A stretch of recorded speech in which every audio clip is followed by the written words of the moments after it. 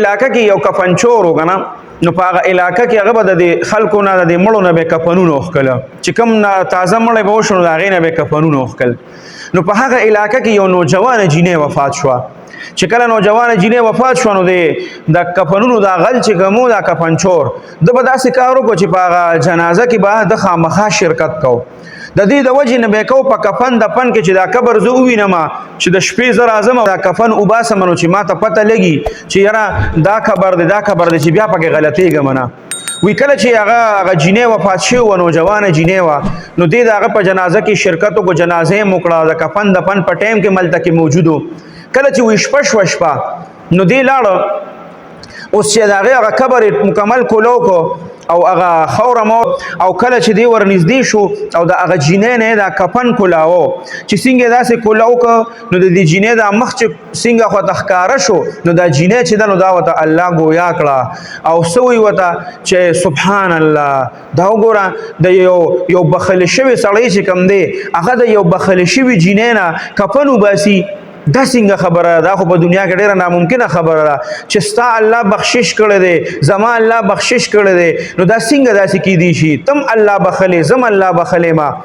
نو دا کفنچور چې کوم دی دا غل دی ورته وایي چې زه ته خو ټیک دی ته خو الله بخلې ځکه چې ستا د حالاتو نه ما ته پته لګي ته خو الله وبخلې نو زما مبارک ته څنګه وایي چې زه الله بخلې ما هغه ورته سبحان الله ګوره تا ته پته نشته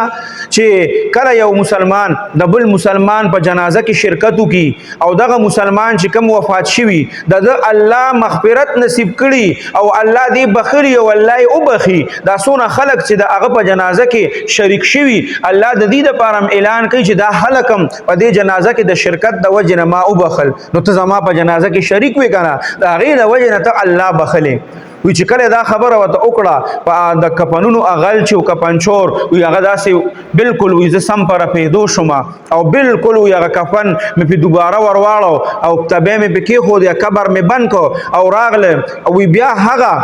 هغه وخت کې وی ما د هغه قبر په خوا کې د الله نه توبه وویسته چې یا الله تا زه بخلې ما د دې نه بله غټه خبره شته د الله نه توبه وباسله او بیا